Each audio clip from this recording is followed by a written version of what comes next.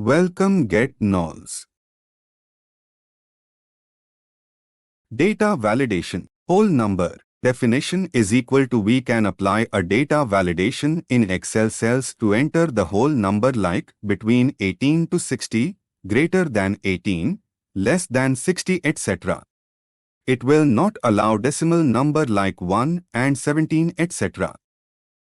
हम संपूर्ण संख्या दर्ज करने के लिए एक्सेल सेल में डेटा सत्यापन लागू कर सकते हैं, जैसे 18 से 60 के बीच, 18 से अधिक, 60 से कम आदि। यह दशमलव संख्या जैसे 1 और 17 आदि की अनुमति नहीं देगा।